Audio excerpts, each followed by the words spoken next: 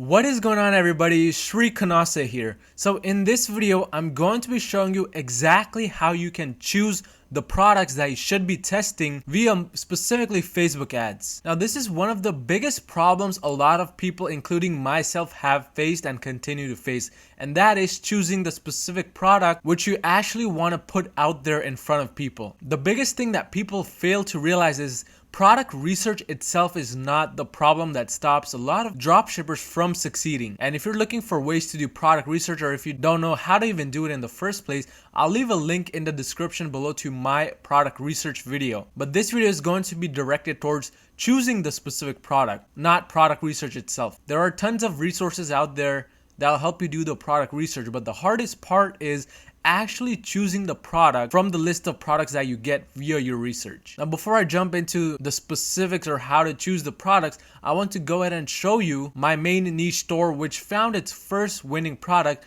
back last year in the beginning of January. So as you can see, I have my dashboard open over here on my screen, and I'm gonna go ahead and refresh this just so you guys do know that this is not some fake screenshot.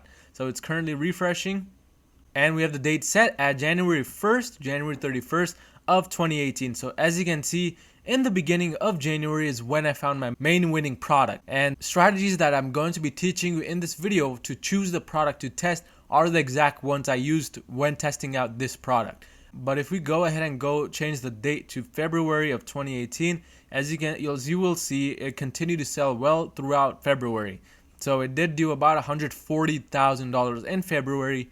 And the main reason as to why the sales dropped is because this specific product sells the best in January through February season, and even November and December. But unfortunately, I found it a little bit late, so I couldn't take advantage of it in November and December. But this product was my first winning product. Again, the same exact strategies I used to find this, as I'm going to be showing you in this video, and specifically show you what made me want to test this product in the first place. But now that we've covered that, let's go ahead and go to our Google Doc so that we can go over the specific strategies. So how to choose a specific product. In order to give you the best recommendations, I want to go over the specific strategy that I applied for that product, which was my first winner. And as you guys saw, it made me about $200,000 in just 2 months of selling that. But that product was actually a niche product. I know a lot of people, especially on YouTube, preach that it needs to be useful, quirky, eye-catching, etc., all that stuff. I like to approach this in a different way. I like to choose products to test based on whatever I found from my product research method, a specific niche product.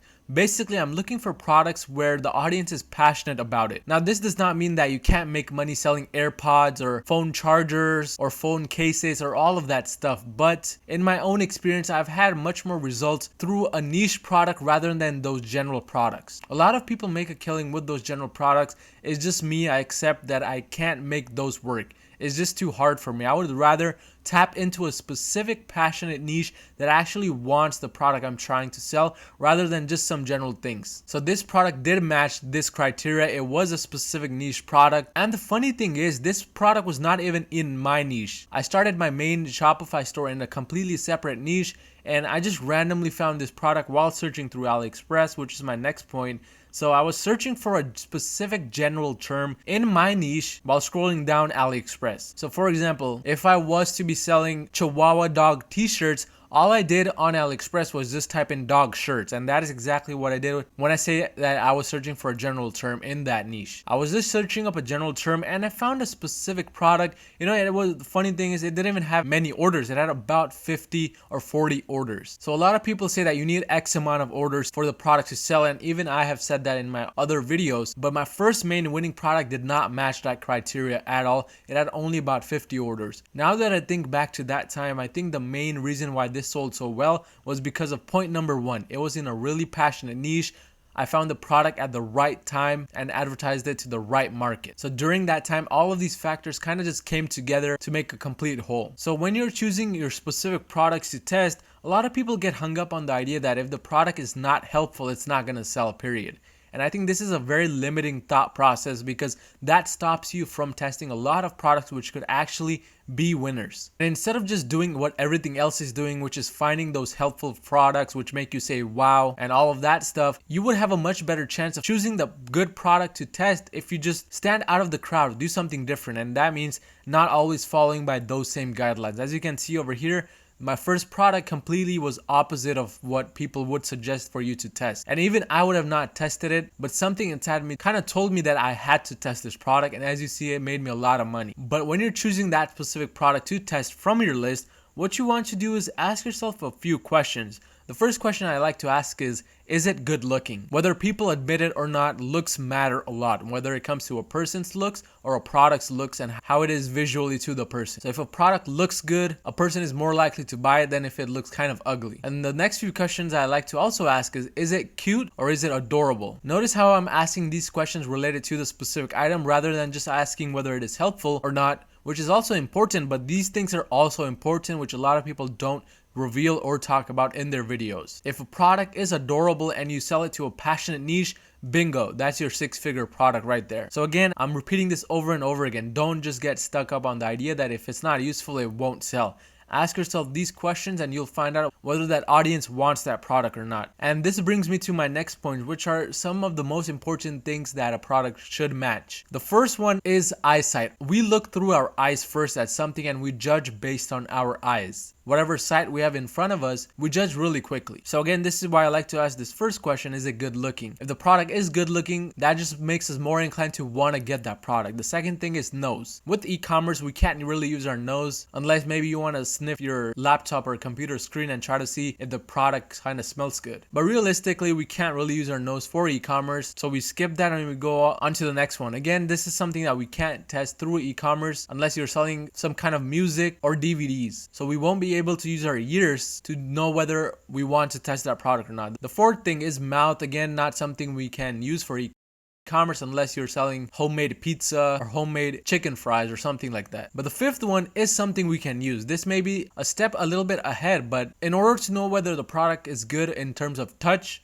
or does it feel good on our hands when we feel it, you can either order the product yourself and touch it yourself and see, or you can simply look through the reviews and make sure that the people who did buy that product do say something about the quality and that it is a good quality product. For my main winning product, which was in the niche, the product was very high quality and people were talking about that in the reviews, whatever reviews there were. I think there were only 4 or 5, but they all mentioned the quality and how good the product was. So I had to kind of check through most of these things, whatever I could look through, and that product matched a lot of these, like the eyes, the touch, and it also matched these questions as well. I was able to answer yes to almost all of these questions. But there are also some products which will have to do a little bit more than just answer these questions. And for this specific product, I did this step as well, and that is add some kind of special meaning to the product. And one dropshipping store which does this really well is the Buddha Power Store. Now the Buddha Power Store is in the Buddha niche and it absolutely crushes it, but what it sells is simple bracelets. And if you look on AliExpress, those bracelets have literally nothing to do to that specific niche, but what the Buddha Power Store owners did is they kind of added their own meaning to the bracelets. And if you look at their info and ad section, you'll see that they're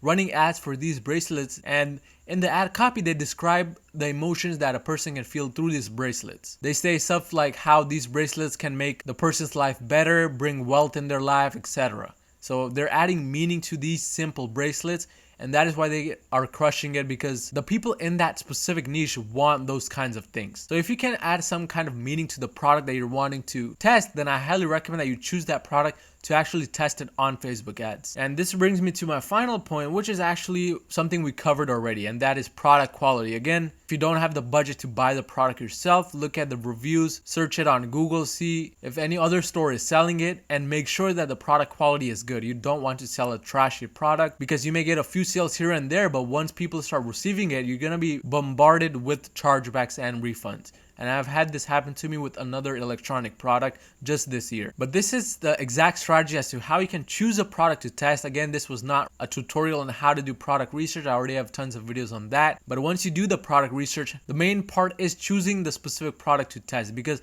if you just throw whatever product you find into ads to test, you're gonna be burning through money really fast. So take the time to go through this list, make sure to watch this video over and over again, kind of get a feel for it, and make a checklist of whether the product that you want to test matches these criteria or not. And if it does, that's when you want to go ahead and spend money on that product. But if you found any type of value in this video, smash that like button down below and smash that subscribe button down below, and I'll see you guys next time.